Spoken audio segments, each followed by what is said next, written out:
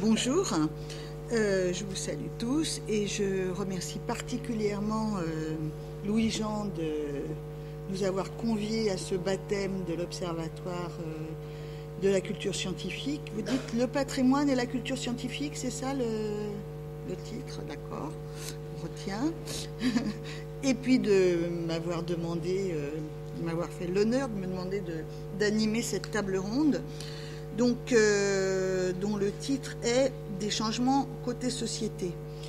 Je vais vous présenter les différents participants à cette table ronde. Je ferai une rapide intervention et je leur redistribuerai la parole pour des interventions entre 10-15 minutes, on va dire, de telle sorte qu'on va pouvoir laisser la place au débat ensuite. On est censé terminer vers 16h, c'est ça? Donc on est déjà en retard d'une demi-heure, donc tout va bien. Donc à ma droite, Jean-Michel Beignet, professeur à Paris-Sorbonne, Paris 4, qui est directeur scientifique du secteur sciences et sociétés au ministère de l'enseignement supérieur et de la recherche. À sa droite, non, je ne vais pas le présenter tout de suite, je le garde pour la fin, vous verrez après pourquoi. Donc, à l'extrême gauche, Sophie Tocro, qui est chargée du suivi du programme européen Sciences dans la société au ministère de l'enseignement supérieur et de la recherche également. Et puis Antoine Conjard, qui est directeur du théâtre L'Hexagone, qui est scène nationale de Mélan. Je présente en dernier, en effet, Jean-Louis Martinon, professeur émérite de physique à l'ENS Cachan, et je le présente en dernier. Ça m'a beaucoup ému, en fait, quand on m'a dit qu'il allait venir à cette table ronde, parce que ça m'a fait penser à des moments que j'avais totalement oubliés. Mon premier topo à un colloque où j'ai été totalement lamentable, et c'était la deuxième édition des Journées de Chamonix. C'était 79-80, un truc comme ça, mais moi j'étais pas très fraîche. J'étais en train d'hésiter sur ma thèse et sur le sujet de ma thèse, et en même temps j'avais des graves questions existentielles sur ce qu'est une sociologue des publics et une sociologue des publics au Palais de la Découverte. Et donc je menais de front un travail socio-historique sur une thèse autour de la genèse conjuguée du Palais de la Découverte et du CNRS, et puis des enquêtes de public. En l'occurrence, il s'agissait d'une... Non mais j'y avais vraiment pas pensé depuis tout ce temps, d'une exposition sur Einstein. Bref, voilà. En tout cas, de travailler à la fois sur les institutions, finalement, à la fois de la recherche et de la culture scientifique, et puis sur les publics, c'est finalement une préoccupation qui m'a une double préoccupation qui m'anime depuis lors. Et si je regarde, et c'est tout à fait intéressant de voir ce qui se passe là et de penser à ce que vient de dire Madame Ignoré, sur ce qu'était, sur la manière dont était posée la relation entre recherche et culture scientifique dans les années 30, donc au moment où s'élabore le Palais de la Découverte et où le groupe de scientifiques qui est à l'origine du CNRS décide finalement de proposer un projet de musée des sciences totalement en coïncidence avec le projet d'une organisation de la recherche en France. On voit bien aussi que le sens qu'a la culture scientifique à ce moment-là, c'est une culture scientifique quasi identitaire, une culture scientifique d'un groupe social en cours d'organisation, en cours de professionnalisation. Et donc, c'est une culture qui légitime, c'est une culture qui distingue. En travaillant sur les publics, cette fois-ci non pas sur les publics de 37, même si j'y avais un tout petit peu travaillé à travers une revue de presse que j'avais faite autour de la création du Palais de la Découverte, mais en tout cas, entre les années 75 et les années 80, qu'est-ce qu'on voyait au Palais de la Découverte? Un profil de public extrêmement particulier, très masculin, doté d'une formation et de métiers en rapport avec les sciences et les techniques. Des visites familiales, certes, mais dont finalement l'emblème était la visite du dimanche matin du papa et de son fils.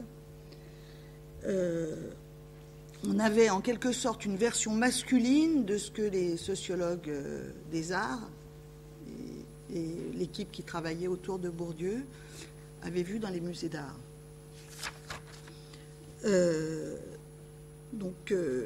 Travaillant sur la création du Palais de la Découverte et du CNRS, et puis cette sociologie des publics des années 70-80,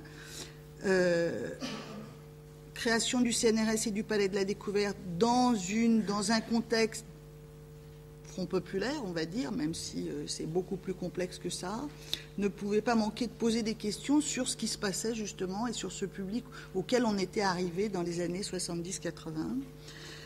Bien évidemment, je n'étais pas la seule à me poser ces questions-là, et en quelque sorte, les journées de Chamonix ont été une chambre d'écho aussi à un ensemble de questions autour de, finalement, ce qui pouvait presque être considéré comme un échec. Mais un échec de quoi, en fait? Un échec d'une socialisation à un type de culture. Je disais tout à l'heure que le projet très pragmatique, finalement, du Palais de la Découverte, qu'il faut bien considérer comme l'opération de com', finalement, de la création du CNRS, finalement, portait en germe un type de public qui était celui qu'on y trouvait dans les années 70-80. Échec de quoi encore? Échec de la diffusion de l'esprit critique comme valeur centrale de la culture scientifique, mais pas seulement. On pouvait repenser à ce qu'avait dit Jean Perrin, au moment de la création du Palais de la Découverte. Il disait que finalement le succès de l'opération dépendait de la foi des visiteurs qui se bousculeraient devant la grande machine à faire des orages de Joliot-Curie. Donc, vous voyez, c'était la foi contre la raison. En réalité, ce qui se passait au tournant des années 70-80, autocritique, on disait à l'époque. Aujourd'hui, on dirait retour sur soi, posture réflexive des scientifiques. En tout cas, une réflexion sur la fonction sociale des sciences et de ces institutions. Donc c'est quelque chose qui était, donc je disais, dont les journées de Chamonix avaient été en quelque sorte une chambre d'écho. Et une première question autour finalement des politiques culturelles, de la démocratisation culturelle, qu'il s'agisse de la culture type Beaux-Arts, ou pour dire vite une culture dans sa définition philosophique, que d'une culture plus dans sa définition anthropologique qui inclurait justement les sciences dans la culture.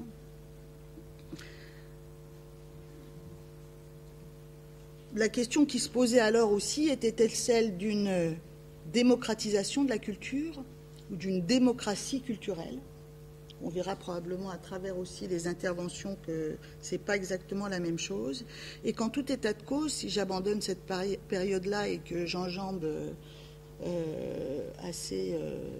de façon assez aventureuse les 20 ou 30 années qui séparent ça de maintenant, de l'histoire de la culture scientifique de ces institutions, de la création de la Cité des Sciences, du réseau des CCSTI et d'autres types de structures, il est clair qu'on est passé d'une posture, en tout cas, ou d'une philosophie d'action qui était quasi politique, qui était très très empreinte de militantisme, et que petit à petit, ces institutions de la culture scientifique sont passées du côté de la professionnalisation. C'était quelque chose qui avait apparu très très clairement au moment de l'opération de labellisation par le ministère des centres de culture scientifique, et qu'on était passé également d'une culture de la connaissance à une culture de la citoyenneté, s'agissant justement du type d'action développée par ces structures. dans cette perspective justement d'une culture de la citoyenneté, il est clair que le débat, la controverse, comme l'a évoqué M. Risardo tout à l'heure, une espèce de culture de la controverse a été quelque chose, a été un levier, en fait, finalement, à ce à quoi on assiste en ce moment même autour des questions autour de la grippe, d'ailleurs. La question des alter-savoirs, des alter-connaissances, des nouvelles socialisations, des nouvelles socialités. En tout cas, je pense qu'on en est effectivement à un moment où on met la science en société et où finalement la question de la science, la mise en culture de la science, comme disait aussi dans le temps Jean-Marc Lévy-Leblond, est peut-être plus trop à l'ordre du jour. Alors, il se trouve que je me trouve depuis le 1er octobre au cœur de la culture en France, la culture légitime, le ministère de la Culture, où j'ai précisément à mettre en place un observatoire des publics, des patrimoines, ce qui veut dire les musées, les monuments, les villes et pays d'art et d'histoire, les archives. Pour l'instant, on ne m'a pas parlé de la culture scientifique, mais j'espère que non. En tout cas, j'ai prévenu mes petits camarades que ce serait bien qu'ils arrivent aussi dans le paysage, parce que sinon ça va être... Et finalement, j'amène avec moi aussi tout ce passage par la culture scientifique. J'amène avec moi ce questionnement sur des indicateurs, justement, de politique culturelle, sujet qu'on a un tout petit peu effleuré ce matin, qui sera probablement retravaillé demain, mais quand on dit indicateur comme ça rapide, on parle de quoi? On parle d'indicateur d'élargissement du public. Ça veut dire quoi, la culture pour tous? On parle d'indicateurs de diversification du public, d'accessibilité du public, de satisfaction du public. Donc ça aussi, c'est probablement des chantiers dans lesquels vous allez vous engager. En tout cas, vous ne pourrez pas faire autrement que de vous adosser plus ou moins à un certain nombre de problématiques sociologiques, finalement, sur la culture. Qu'est-ce que c'est que la culture vue d'en bas, en fait, hein? On pourrait dire aussi qu'est-ce que c'est que la culture vue d'ailleurs. Qu'est-ce que c'est que la question qu'est-ce que c'est que les médiations, les intermédiations? Qu'est-ce que c'est que les médiations matérielles, immatérielles, humaines? Qu'est-ce que c'est que ces nouvelles catégories hybrides qui apparaissent dans le paysage culturel, et notamment la catégorie sciences-société? Et qu'est-ce que c'est que ces pratiques autour de la controverse, pratiques délibératives, pratiques collaboratives, pratiques de co-construction du savoir, de la connaissance ou de la culture peut-être? Et est-ce que justement ce type de pratique ne constitue-t-elle pas également des indicateurs du changement du rapport aux sciences dans la société? Je vais passer maintenant la parole à mes petits camarades qui vont rebondir diversement sur ce que je viens de dire, probablement s'en écarter aussi, mais bon, c'est pas grave. Je vais commencer par M. Beignet qui va nous parler des imaginaires, des représentations autour de la science. Il va en parler en tant que philosophe à Paris 4, mais il va peut-être aussi du coup se dire que dans la position où il est maintenant au ministère, c'est aussi des réflexions qui peuvent aussi lui servir de philosophie d'action. Le deuxième à intervenir sera Jean-Louis Martinand qui reviendra finalement aux fondamentaux sur la culture scientifique, nous en rappellera les définitions. Sophie Taucreau évoquera, là, à partir justement de ce qu'elle fait et de cette échelle de l'Europe qui l'occupe beaucoup, ne nous parlera pas forcément des programmes qu'elle surveille, pour lesquels elle nous envoie des mails à répétition pour qu'on se remue, et on ne se remue pas beaucoup, pour dire les choses comme elles sont. Enfin, en tout cas, moi, je ne me remue pas beaucoup. Donc, j'en profite pour te présenter mes excuses. Et en tout cas, elle va s'intéresser au lexique, finalement, à la terminologie aux changements terminologiques et lexicaux qu'amène justement cette échelle de l'Europe pour ce questionnement culture scientifique. Et puis enfin, Antoine Conjard, qui donc est directeur d'un théâtre, mais théâtre qui n'est pas que théâtre, puisqu'il est aussi un lieu d'innovation, d'expérimentation sociale, qu'il est aussi un lieu d'innovation technologique, va nous parler du travail qu'il fait autour du lien science, art, technique, on va dire, le tout au pluriel. Voilà. Et puis, vous aurez sans doute le temps de poser des questions. Je vous donne la parole. Monsieur. Bien, merci. Oui, il est toujours difficile d'avoir deux casquettes, mais bon, vous avez bien fait de dire que effectivement, c'est plutôt en abordant la question sous l'angle des représentations que je me sentirai le plus à même d'apporter quelque chose à cette réflexion sur les observatoires. On a dit à plusieurs reprises ce matin qu'un observatoire, c'était essentiellement un instrument destiné à mesurer ce qui change, ce qui a changé, ce qui est en train de changer. Je crois que c'est sans doute juste, et tout à l'heure Florence Belahen posait la question, mais pourquoi est-ce qu'on parle tant d'observatoire aujourd'hui? Et la réponse qu'elle a donnée, c'est qu'il y a des difficultés, il y a des choses nouvelles dans notre paysage qui résistent, et un observatoire, c'est vraisemblablement un instrument destiné à percer ce qui résiste. Ce qui me conduit à dire, de manière un peu liminaire, que c'est sans doute parce que les choses deviennent complexes que les observateurs s'imposent, les observatoires s'imposent, pardon. Et être complexe, la complexité, sans avoir besoin de solliciter Edgar Morin pour le dire, la complexité, c'est souvent ce qui est objecté à une démarche analytique, à une démarche cartésienne, à cette idée qui nous apparaît maintenant presque un peu simpliste, consistant à dire que quand on a affaire à une difficulté, on la décompose en éléments simples, comme un Lego, et puis ensuite on remonte tout, et si on retrouve ce qu'on avait mis au départ, eh bien c'est qu'on a saturé la compréhension du phénomène en question. Ben non, la complexité, c'est justement toujours le fait de s'exposer à un élément de surprise où émergera quelque chose qu'on n'attendait pas. Plus précisément encore, la complexité, c'est souvent le fait d'avoir à croiser continuellement des démarches ascendantes, bottom-up, et des démarches descendantes, top-down.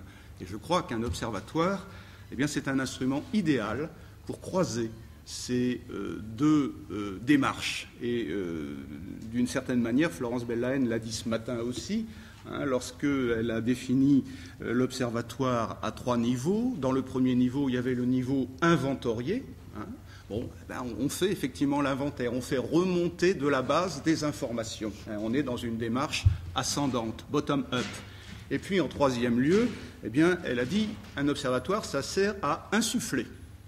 Et là, on est plutôt dans une démarche top-down, où, ayant fait remonter des informations, eh bien, on va les conduire, les reconduire en quelque sorte vers la base, en attendre précisément une rétroaction qui permettra à nouveau de faire remonter ce qui aura émergé de la démarche de pilotage qu'on aura eue.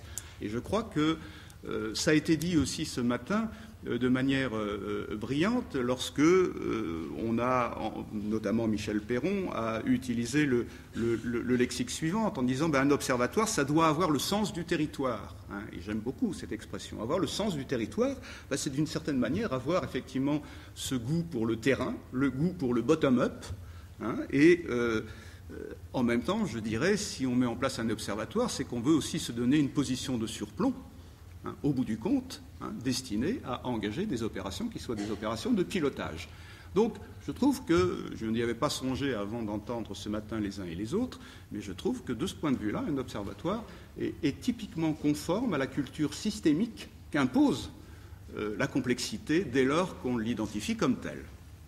Alors, cela étant dit, j'en viens maintenant à ce qui est quand même plutôt le cœur de mon propos, dire, un observatoire, c'est destiné à mesurer ce qui a changé et ce qui est en train de changer. Donc, je répondrai à la demande qui m'a été faite d'intervenir au cours de cette table ronde en disant, donc, à mon sens, mais vous en êtes, je pense, assez communément d'accord, ce qui change devant nos yeux, c'est sans doute la représentation que nous faisons de la science, hein, et que surtout le public se fait de la science, d'une part, et ce qui change, c'est la représentation qu'on se fait de la société.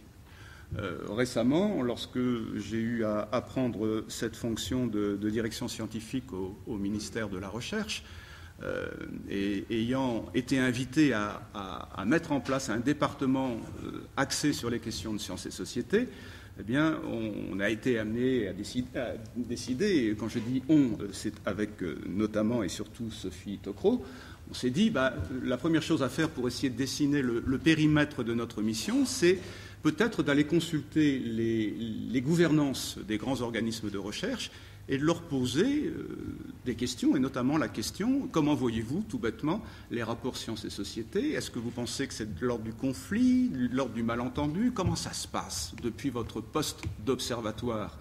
Comment est-ce que vous voyez la société et comment est-ce que la société vous voit selon vous? Et on a eu quand même globalement la réponse suivante. Au fond, aujourd'hui, ce qui a changé, c'est incontestablement la manière dont nous appréhendons la science, y compris depuis les organismes de recherche, et la perception qu'on a de la société. Et si malentendu il y a, c'est que précisément on a affaire à deux entités qui ont bougé chacune de leur côté et qui ne sont plus du tout en phase. La science, donc, je crois que globalement, on peut dire les choses simplement, ce qui a changé, c'est la conception, disons, positiviste que nous avions jusqu'à présent de la science. Cette conception qui a façonné notre éducation Troisième République, conception qu'on serine encore sans doute dans quelques classes de philosophie en disant voilà, la science c'est toujours l'hypothético-déductif, etc. etc. Et puis quand on veut en rajouter, on me dit la science c'est l'approche de la vérité, et puis on sait que l'approche de la vérité c'est aussi l'approche du bien, le vrai, ça fonctionne de pair. Bon, c'est ces idées-là qui quand même globalement ont fonctionné jusqu'à il n'y a pas très longtemps. La science, disait-on aussi, c'est la mise en présence du savoir et de l'opinion. Il y a ceux qui savent, il y a ceux qui n'ont pas de savoir avéré, et puis évidemment, ceux qui savent doivent donner leurs clés à ceux qui ne savent pas et qui étaient encore jusqu'à présent dans l'opinion. Ça ne marche plus, ça ne marche plus, vous le savez bien, et il faut en prendre la mesure. Quand on n'en prend pas la mesure, eh bien on prend en pleine face les manifestations de scepticisme qui traversent de plus en plus la société civile, c'est-à-dire l'esprit de nos contemporains. Ce scepticisme, il a des versions, des formules extrêmement nombreuses, labiles, et par conséquent difficiles à gérer. On pourrait dire que d'une certaine manière, les Français aujourd'hui, j'exagère en disant les choses comme ça, mais disons, la plupart de nos contemporains, aujourd'hui, sont en train de découvrir que la science, ce n'est pas le domaine de la certitude. Ils sont en train de découvrir, 100 ans après, qu'il y a eu quelque chose comme la mécanique quantique et que, l'indétermination est aussi au cœur des démarches scientifiques. Alors quand aujourd'hui on les met devant les nanotechnologies et qu'on leur dit, vous savez, les nanotechnologies, c'est le domaine de l'incertitude parce qu'on travaille à une échelle où on a des effets quantiques. Et d'un coup ils disent, c'est pas possible, la science nous lâche. La science qui nous promettait la sécurité, qui nous promettait de conjurer le hasard, elle nous dit qu'elle est obligée de faire avec et qu'elle ne peut pas faire autrement. Nos contemporains découvrent aussi que la mathématique, ce n'est pas la certitude. Même s'ils ne connaissent pas Gödel, ils ont entendu parler des relations d'incertitude et d'Heisenberg et autre chose. Parce que, j'y reviendrai tout à l'heure, les sources du savoir sont extrêmement nombreuses, et les gens, nos contemporains, découvrent des choses que les scientifiques avaient digérées depuis un bon siècle. Donc, la science changent, les représentations qu'on se fait de la science changent parce que les grands événements scientifiques du XXe siècle sont en train de passer la rampe et d'être reçus par nos contemporains. La science, elle change, les représentations de la science, elles changent aussi parce que, d'une certaine manière, on découvre que les scientifiques sont descendus dans l'arène et pas toujours pour le meilleur. Bon, alors je ne vais pas rappeler des poncifs, mais disons la compromission des scientifiques dans la vie sociale leur est comptée très souvent à débit. Alors, bon, je ne vais pas revenir à la bombe atomique, mais le sang contaminé, les grands épisodes qui ont défrayé la chronique au cours de ces, disons, 30 dernières années, ont mis les scientifiques au centre et ont égratigné, évidemment, l'image que nous nous faisons de la science. Les Français aussi se disent de plus en plus que les scientifiques exagèrent. Ils recourent de plus en plus à des effets d'annonce pour des raisons qui ne sont pas toujours avouables, mais qui consistent souvent à essayer de récupérer les fonds qui leur permettront de travailler. Je prends un exemple simple. Il m'arrive assez fréquemment ces temps-ci de parler de choses comme le post-humanisme et des choses de cet ordre. Je parle notamment d'une technique qui est censée pouvoir nous rendre immortels un jour, qu'on appelle le téléchargement du contenu du cerveau sur des puces de silicium qu'on pourra implémenter sur des corps, etc. Bon, les gens sont pris un peu de vertige, et puis les scientifiques, ils me tapent sur l'épaule, ils me disent « Écoute, t'exagères, va pas abonder dans l'uploading généralisé, le discours hype, c'est pas pour toi, reste à ta place. » Je dis « D'accord, mais moi, je lis comme tout un chacun Le Monde ou d'autres journaux, et puis j'apprends, par exemple, il y a 15 jours, qu'une équipe de Lausanne est bel et bien en train de modéliser le cerveau pour pouvoir réaliser un cerveau artificiel d'ici une dizaine d'années avec des supercalculateurs. Effet d'annonce, me dit-on. Cette équipe de Lausanne est bien connue pour avoir besoin de beaucoup d'argent en ce moment, donc on lance quelque chose. Donc tous ces éléments-là, conjugués, rendent évidemment la science extrêmement vulnérable au regard des citoyens et expliquent d'une certaine manière la résistance qu'opposent ces citoyens au message des scientifiques. Scepticisme, donc, je ferme la parenthèse, enfin je ferme ce volet, je dirais aussi relativisme. Relativisme, là aussi, il faudrait être un peu long pour le dire, mais du sein même de la science, du sein même de la réflexion épistémologique suscitée par les progrès de la science, ont surgi des discours qui passent également la rampe aujourd'hui. Je pense au discours d'un disciple de Karl Popper qui s'appelle Feyerabend, qui a associé son nom et son œuvre à des déclarations tonitruantes de relativisme qu'on résume la plupart du temps en disant « la science est une mythologie comme une autre ». C'est-à-dire, la science raconte une conception du monde destinée à rendre compte des phénomènes naturels au même titre que n'importe quelle mythologie. Une mythologie aussi, c'est un discours souvent très très cohérent et qui rend compte de l'explication d'un certain nombre de phénomènes naturels. C'est à ça que ça sert, une mythologie.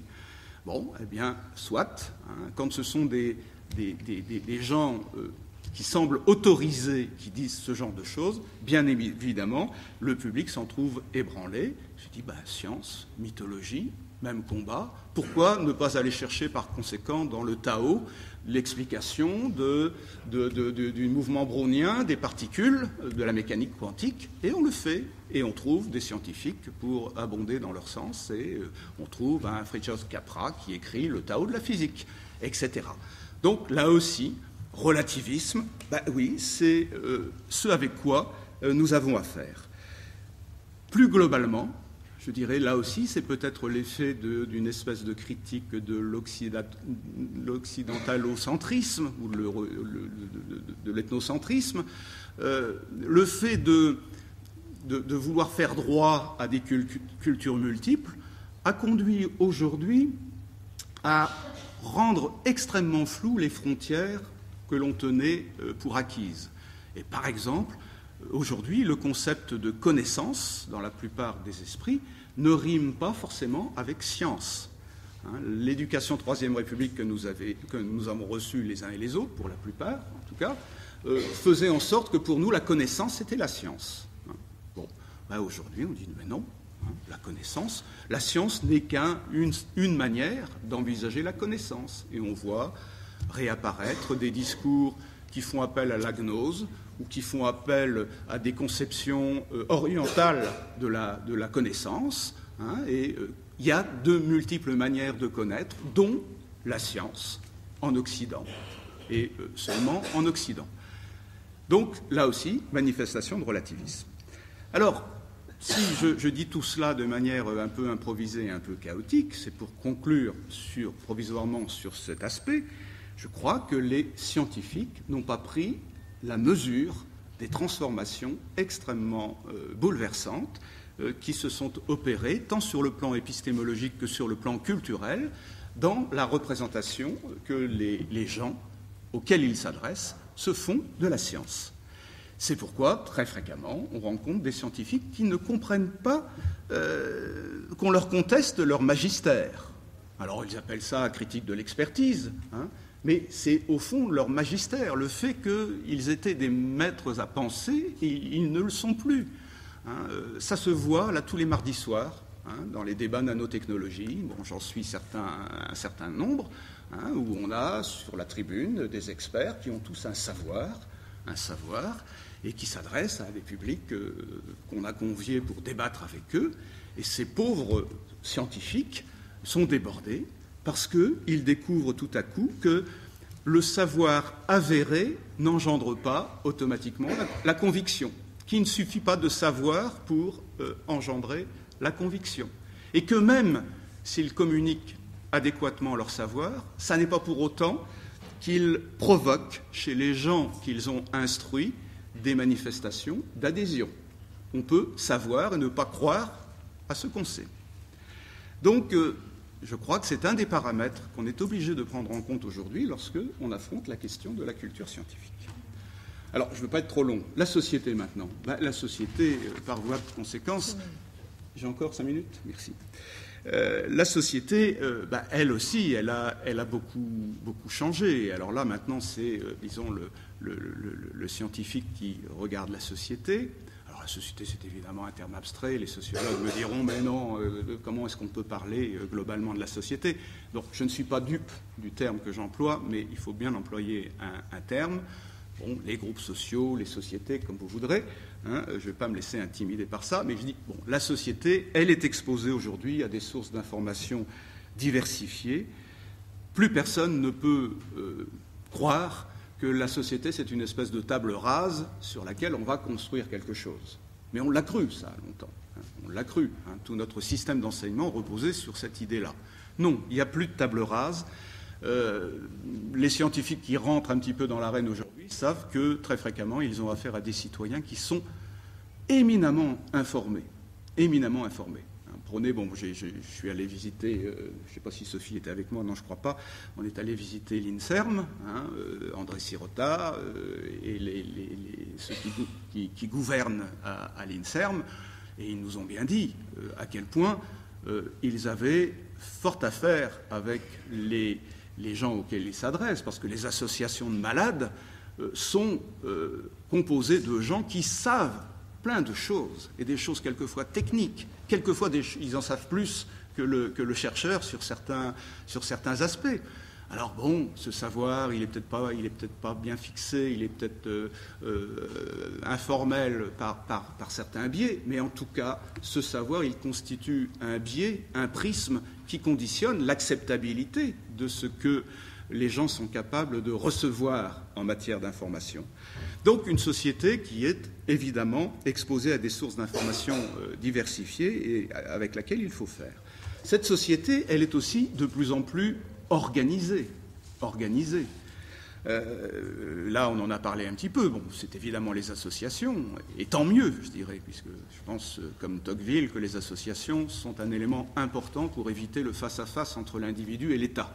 Donc, je défendrai toujours la société civile. Tout ce qui pourra épaissir la société civile aura grâce à mes yeux. Donc, c'est très bien Mais bon, c'est un paramètre avec lequel il faut tenir. Les communautés de savoir que permettent Internet notamment sont un biais évident. Vous avez des communautés d'astronomie, des communautés d'informatique, des communautés de cuisine, etc. Peu importe. En tout cas, ce maillage de la société civile est un élément tout à fait capital. Cette société, je vais aller vite sur ce point, elle est, je crois, globalement déniaisée. Elle est déniaisée, et le fait qu'elle soit déniaisée la rend suspicieuse. On a parlé de confiance tout à l'heure. Je crois que la confiance, elle est de moins en moins là, et elle est remplacée par la vigilance. Quand on est vigilant, c'est qu'a priori, on n'est pas confiant. Et on encourage la vigilance.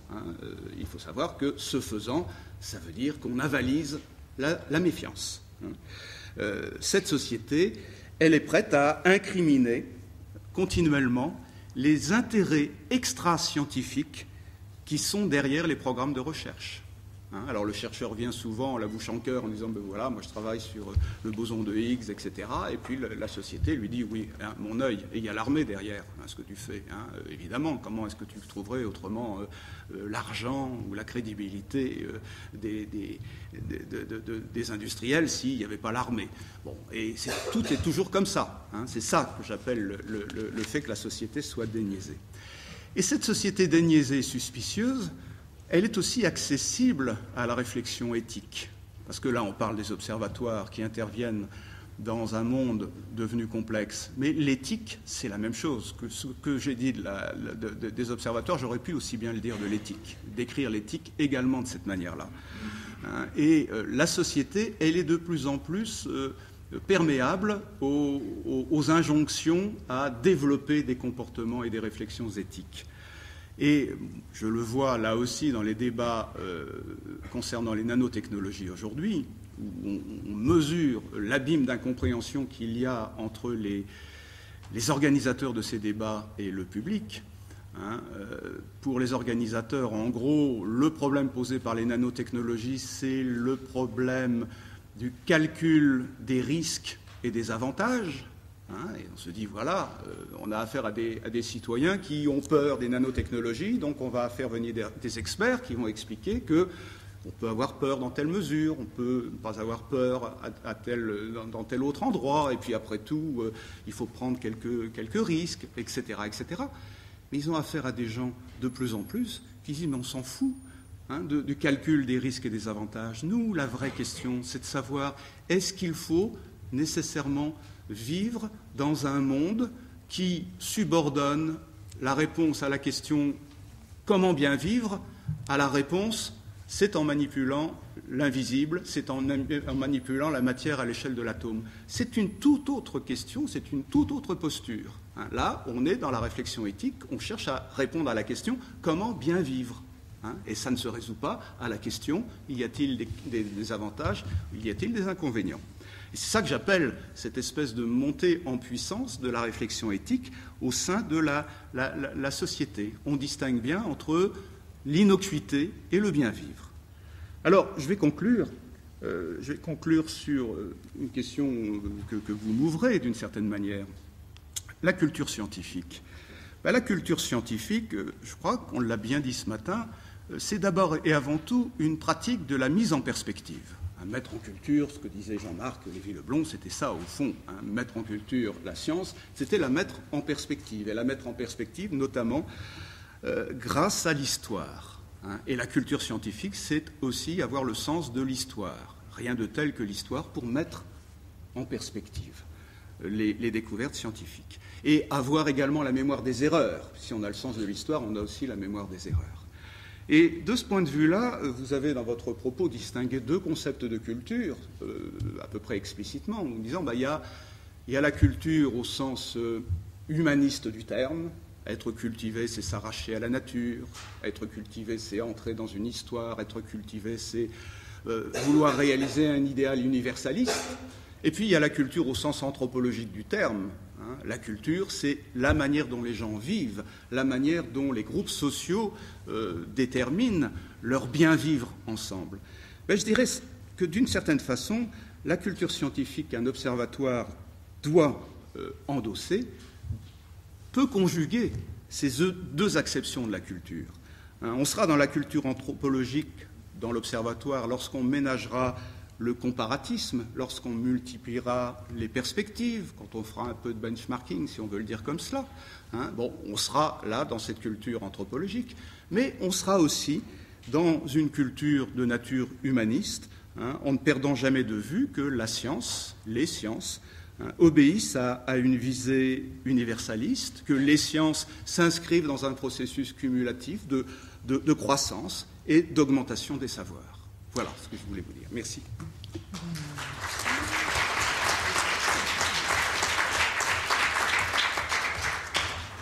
Jean-Louis, tu veux bien enchaîner? Vous gardez vos questions pour après, c'est un peu frustrant, mais on va faire comme ça. Pardon, je ferme là. Ah, bien, j'aurais pu parler, parce que je me suis beaucoup occupé de muséologie, spécifiquement des questions de musée, mais je préfère aujourd'hui, surtout que j'ai été appelé avant-hier à remplacer une défaillance, de la manière dont un certain nombre de questions de culture scientifique et technique doivent être posées du côté de l'éducation et de la formation, et en particulier du côté de l'école. L'ère du temps aujourd'hui chez les scientifiques est un peu morose. Jean-Michel Beignet en a parlé et je suis tout à fait d'accord avec lui. La plupart des scientifiques n'ont pas pris la mesure des changements. Les ingénieurs agronomes et les chercheurs de l'INRA, lorsqu'ils se sont aperçus que beaucoup de leurs interlocuteurs agriculteurs, et qui depuis 2 générations ne sont plus des paysans au sens habituel du terme, avaient fait des études souvent aussi longues qu'eux, sont tombés de haut. Ils avaient des interlocuteurs absolument inattendus. Un autre domaine qui m'a beaucoup frappé ces temps derniers, on parle d'éthique. Et c'est très important de discuter, s'agissant de culture, de cet aspect éthique, de cette entrée par les problèmes éthiques aujourd'hui de la science et de la technologie. Mais ce qui est complètement sous-estimé par les scientifiques, c'est le droit. En 2000, on évoquait le droit de la recherche scientifique dans un manuel de droit français. Aujourd'hui, il y a toutes les grandes collections de droit, un manuel de droit de la recherche, en particulier de droit de la recherche scientifique. La recherche est prise par le droit. Beaucoup ne s'en sont pas aperçus. Certains ont déjà eu quelques réveils un peu rudes, parce que le droit s'applique quand même de temps en temps, c'est pas fait pour être uniquement transgressé. Si les scientifiques sont moroses, je vais me concentrer sur un aspect, c'est les lamentations sur le manque d'étudiants scientifiques. Et j'aimerais le discuter, parce que je crois que quand on veut aborder les questions de culture, il faut savoir ce qui est de l'ordre du fait et ce qui est de l'ordre de l'opinion et de la rumeur. Manquons-nous vraiment d'étudiants scientifiques? Je laisse de côté une entrée dans cette question par les problèmes de vocation pour des métiers scientifiques. Je m'intéresse à la question du choix, de la motivation pour faire des études scientifiques sans préjuger de ce que sera après l'emploi, le métier, l'usage qui sera fait de cette éducation. Si on compare les choses, les baisses les plus importantes, les manques les plus importants aujourd'hui en France, c'est les littéraires. Que ce soit au lycée ou que ce soit dans les universités. La chute du nombre d'étudiants littéraires dans les universités est terrible dans beaucoup de cas. Certes, il y a chute du nombre d'étudiants scientifiques dans beaucoup d'endroits. Mais où manque-t-on vraiment d'étudiants scientifiques? Lycée, filière S, scientifique, la moitié des étudiants suivant des études générales au lycée. On ne peut pas dire que c'est un manque. La vraie question là-dessus, c'est est-ce que c'est réellement une filière scientifique?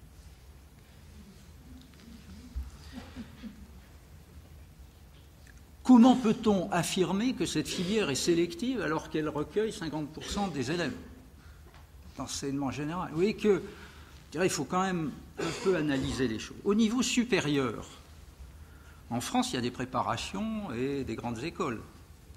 Le nombre d'étudiants, il a un peu augmenté, stagnant actuellement, mais il est supérieur à ce qu'il était il y a 20 ans. De la même manière, dans les instituts universitaires de technologie, où il y a eu une poussée relativement importante. On a augmenté le nombre d'étudiants dans les facultés de médecine. Donc toutes les filières sélectives ont vu un nombre d'étudiants qui, en réalité, tout confondu, est croissant. Alors, la question, c'est celle des universités et des filières universitaires. Oui, une certaine baisse d'ensemble, tout à fait décelable, notable. Mais quand on regarde selon les filières d'ingénieurs dans les universités ont augmenté. On les oublie systématiquement parce qu'on croit que les ingénieurs sont toujours formés en école. Non. En mathématiques, en biologie, c'est un peu descendant. Là où ça descend beaucoup, c'est physique et chimie. Ceux qui se lamentent, ce qu'on entend toujours, c'est des physiciens, quelquefois des mathématiciens, quelquefois des chimistes, et ils se relaient pour dire qu'il y a une baisse très importante du nombre d'étudiants. Mais on n'a jamais interrogé, à ma connaissance, des informaticiens, où en 15 ans, le nombre a été multiplié par 3 des étudiants. Donc il y a une vision très différenciée de la chose. Pourquoi cette croyance, cette rumeur? C'est que quand on consulte les rapports, à part un rapport de Jean d'Hercourt, secrétaire perpétuel de l'Académie des sciences, qui avait fait une étude sérieuse, quantitative, sur l'Académie de Paris, le mode de raisonnement utilisé par tous les rapports, c'est « je pense ceci, quelqu'un que j'estime beaucoup pense la même chose, donc c'est vrai ». Mode faible du point de vue scientifique, vous voyez, d'argumentation et d'administration de la preuve. En réalité, c'est associé à une volonté d'avoir des bons étudiants plus qu'à une volonté d'avoir beaucoup d'étudiants, très souvent. Alors, il faut poser la question, par rapport à quelle fin dit-on qu'on manque d'étudiants, ou en veut-on plus, ou en veut-on de meilleurs? Si vraiment les filières, et en particulier à l'université, sont professionnalisées, comme elles le sont largement dans les écoles d'ingénieurs ou dans les formations, les facultés professionnelles. Alors on peut dire que globalement, il y a trop d'étudiants. On n'assure pas l'emploi derrière. Donc si on veut pouvoir soutenir l'idée qu'on manque d'étudiants scientifiques, alors il faut changer de perspective et dire non. Des formations supérieures scientifiques sont d'excellentes formations supérieures généralistes qui permettent de développer un certain nombre de qualités et de compétences utilisables dans de multiples autres domaines que ceux qui sont les cibles privilégiées de ces filières. Vous voyez comment, je crois, il me semble, il faut discuter de manière beaucoup plus serrée les choses. Il ne faut pas non plus oublier les salaires de sortie. Comparer les salaires de sortie pour des ingénieurs et pour des anciens élèves d'écoles de commerce. Comparer les salaires, il y a des cas où c'est, je dirais, difficile. C'est-à-dire beaucoup d'étudiants sortant de master informatique gagnent bien plus que leurs enseignants. Ce n'est pas le cas en physique. Oui. Comme ancien physicien, ça me chagrine, mais je dirais qu'il faut quand même avoir gardé la mesure. Le plus grave, sans doute, dans un pays comme la France, c'est au niveau doctorat. La France, c'est le seul pays au monde où un ingénieur docteur est plutôt moins payé qu'un ingénieur tout court, au point que quelqu'un comme Claude Bébéard, dans des réunions à l'école centrale, disait aux élèves de l'école centrale, surtout si vous avez un doctorat, n'en parlez jamais dans les entretiens d'embauche. Or, qu'est-ce que c'est qu'un doctorat? C'est la démonstration d'une certaine capacité à traiter un problème et à le résoudre. Oui. Donc c'est la capacité à pouvoir, peut-être, pas tous, mais poser des problèmes dans des situations données. Il n'y a pas d'innovation dans quelque organisation que ce soit si cette capacité n'est pas présente. Se priver des docteurs, c'est, je dirais, annihiler les possibilités générales d'innovation. Si vous allez en Allemagne, que ce soit dans les administrations publiques ou dans les entreprises, se faire traiter de monsieur, c'est plutôt insultant quand on a atteint un certain niveau. Aux États-Unis, c'est aussi souvent le cas. En France, non. Réfléchissons à ces questions. Je pense que ça touche effectivement des questions de culture. Et ce qu'on constate, moi, en comparant aux autres pays, c'est quand même la situation particulière de la France là-dessus, avec une incapacité des grandes élites françaises, de la haute fonction publique, des managements des entreprises et de la politique, de pouvoir appréhender ce que peuvent apporter les sciences, les technologies, la recherche, à leur propre fonctionnement. Vous me direz, ça n'a pas beaucoup changé. C'est vrai, la Troisième République, c'était une république d'avocats et de professeurs. Mais ils avaient conscience, je dirais qu'ils ne savaient pas. Je ne suis pas sûr aujourd'hui qu'il y ait pas inconscience totale de la chose. Je m'en étais aperçu quand il a éclaté, je dirais 20 ans après que certains se soient démenés pour la faire comprendre, l'histoire de l'amiante à Jussieu. Réaction immédiate. Oh, ces pauvres étudiants, je promets que dans 15 jours ou un mois, ils seront déplacés, ils seront dans une atmosphère saine, ils pourront travailler sans problème. Alors, quelqu'un a dû susurrer à l'oreille du ministre, des membres de son cabinet. Mais attention, il n'y a pas que les étudiants, il y a des gens qui sont à Jussieu, qui y vivent bien plus que les étudiants, parce que c'est leur travail qu'il y a là. Oh là, pas de problème. D'accord, on avait oublié. Ça prendra peut-être un peu plus longtemps, mais on promet. Puis personne, finalement, dans ces cabinets ne s'est dit, mais attendez, ils travaillent là-bas, mais ils travaillent avec quoi ? Il y a du matériel, ce matériel il est implanté là-dedans, il n'est pas transportable, c'est pas vrai. Personne n'a pu prendre conscience des questions que cela posait. Je trouve que c'est dangereux et c'est une situation qui a éclaté très fortement depuis une vingtaine d'années. J'ai pris des exemples élevés, mais ouvrez un jour, en regardant sérieusement les étiquettes, sous votre évier, là où vous rangez tous les produits chimiques que vous utilisez, vous lisez les concentrations des produits, vous vous demandez qu'est-ce qui se passe si vous les mélangez, tout ça à hauteur de vos petits-enfants là, qui sont prêts à prendre ça, de pouvoir... sidérant. Ce sont des questions qui concernent la culture, et je crois que, il faut y penser. Alors, objection à ce que je viens de dire, mais quand même, on parle beaucoup de culture scientifique et technique. On parle, à ministère de l'Éducation nationale, maintenant d'éducation scientifique et technologique pour la citoyenneté, dans le socle commun qui a été mis en place en 2007. Alors, reprenons un peu ces deux parades. Culture scientifique et technique. Oui, certes, depuis, en gros, la fin des années 60, début des années 70, avec, je dirais, une phase un peu forte, début des années 80. Mais, début des années 2000, des assises nationales de la culture scientifique et technique à l'UNESCO. Pas un représentant de l'État, pas un représentant des grands partis français, pas un représentant des grandes confédérations syndicales françaises. Qu'est-ce que ça veut dire ? Et puis, quand on parle de culture scientifique et technique, il y a quelque chose qui m'a toujours frappé. Je rappelle que je suis scientifique d'origine et même physicien. Bon, nul n'est parfait, même si j'ai été ravalé en professeur de sciences de l'éducation depuis plus de 20 ans. En règle générale, c'est des sciences, on disait, c'était plus chic. Oui.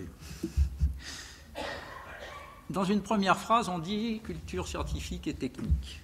Deuxième phrase, c'est plus que culture scientifique. Où est passé technique ? Troisième phrase, mais là je deviens méchant, c'est la question de la diffusion de l'astronomie ou de questions nobles et intéressantes. Donc, culture scientifique et technique, l'association scientifique et technique, est-ce que ce n'est pas une sorte de figure obligée, mais en fait contournée ? parce que c'est presque toujours annexé par quelques scientifiques, et en particulier certains domaines qui s'expriment beaucoup plus que d'autres. Alors vous me dites, oui, bon, d'accord. Personnellement, j'ai une expérience de construction de discipline, de fabrication de programmes, à propos d'une discipline qui est la technologie au collège. Donc, j'avais participé à sa création il y a 25 ans. J'ai piloté un groupe national qui l'avait reconfiguré entre 1995 et 2000. En classe de 3e, j'ai poussé fortement pour qu'il y ait une unité d'études historiques des solutions à un problème technique. Alors, l'intitulé est très précis parce que je n'imaginais pas que des enseignants de technologie puissent faire de l'histoire, des sciences et des techniques en tant que telles, donc c'était très précis, relié à des contenus d'enseignement. Je me dis, en préparant, je vais regarder quel dialogue il pourrait y avoir avec les historiens. Eh bien, vous prenez les programmes d'histoire, vous verrez qu'en classe de 4e, où on étudie essentiellement le 19e siècle, on parle de la révolution technique, et l'influence des sciences, l'évolution des sciences et des techniques au 19e siècle est pressante. Mais 20e siècle, où on dit qu'il y a une explosion des sciences et des techniques, il n'y a rien dans les programmes et dans les manuels d'histoire. C'est-à-dire qu'au 20e siècle, c'est blackout. De la même manière que autrefois, dans les manuels de littérature, on parlait de textes scientifiques et d'auteurs dits scientifiques, jusque vers 1920, enfin jusqu'à la guerre de 14, et que depuis, ça a disparu, peut-être. Donc vous voyez, la situation n'est pas simple. La question du socle commun pour l'école primaire et le collège. Il y a éducation scientifique du citoyen. Beaucoup se sont rassurés en disant « Ah bon, ça va ». D'ailleurs, c'est même éducation scientifique et technologique du citoyen. Mais il faut voir la signification, il faut gratter. L'idée est née en Angleterre il y a une bonne quinzaine d'années où beaucoup de collègues chercheurs en didactique des sciences ont dit qu'il faudrait se préoccuper de l'éducation du citoyen. Pas faire des sciences pour les sciences, mais se préoccuper d'une éducation scientifique qui puisse servir à exercer ses droits et ses capacités de citoyen. Participer au débat impliquant des questions techniques ou scientifiques. Bon, je laisse de côté là aussi les glissements permanents sciences techniques ou techniques-sciences dans les textes. Pour cela, il faut introduire des débats dans la classe. Très bien. Mais pointer aussi l'idée suivante, on pourrait quand même se passer de travaux pratiques pour les sciences expérimentales et on en restera à ces questions, à des débats causés sur les sciences, pouvoir en parler, pouvoir discuter avec d'autres. Donc j'avais alerté le ministère en disant attention, ça va nous revenir parce que dès qu'un expert de l'OCDE s'en rendra compte, il va trouver ça génial, ça coûte quand même nettement moins cher. Et puis ça va revenir. C'est effectivement revenu par l'OCDE, Bruxelles et le ministère. Mais il faut aller plus loin. Dans le National Curriculum anglais, révisé, enfin d'origine Thatcher, mais révisé sous Blair en 2001, il y a l'éducation scientifique et technique du citoyen. Et qu'est-ce que ça veut dire, par exemple, pour les mathématiques ? Ça veut dire que dans l'enseignement général obligatoire, on va s'intéresser, on va travailler sur les 4 opérations élémentaires de l'arithmétique et qu'on va étudier quelques formes géométriques simples et leur transformation. Pas d'algèbre. Pas d'algèbre.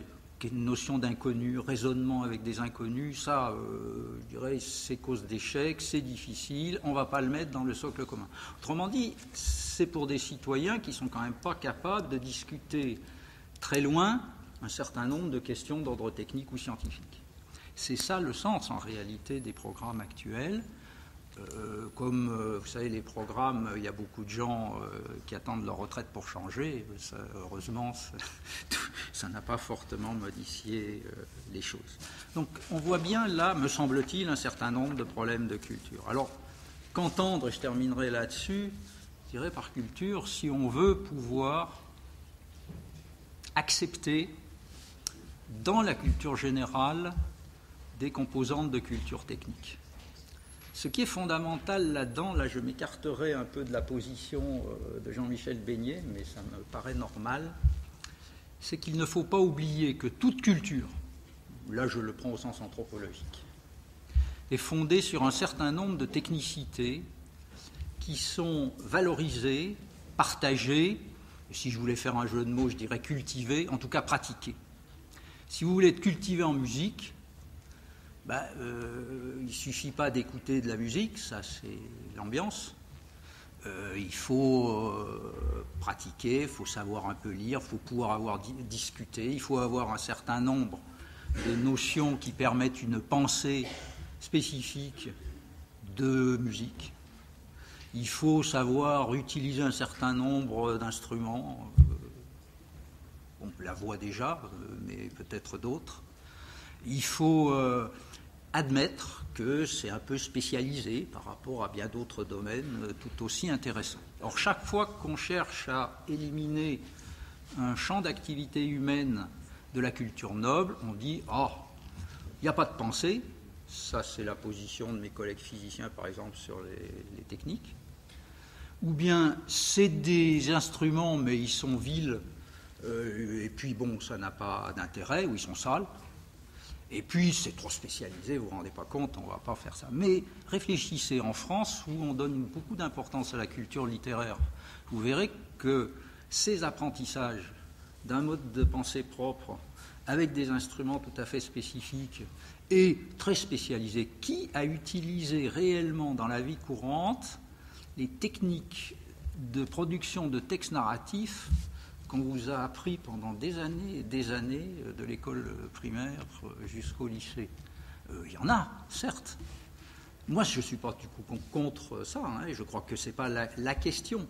Mais essayons de discuter les problèmes de telle manière que, à la fois, les technicités valorisées qui portent des domaines longuement valorisés depuis très longtemps, et par exemple la culture humaniste des humanités, qui était liée à l'idée qu'il fallait aller directement à une connaissance de l'essence humaine par les grands chefs-d'œuvre produits par l'humanité, qui, à ce titre-là, conteste déjà la culture scientifique. Relisez des réactions de personnes comme Jacqueline de Romilly ou Jean-Pierre Vernant, elles sont éclairantes là-dessus,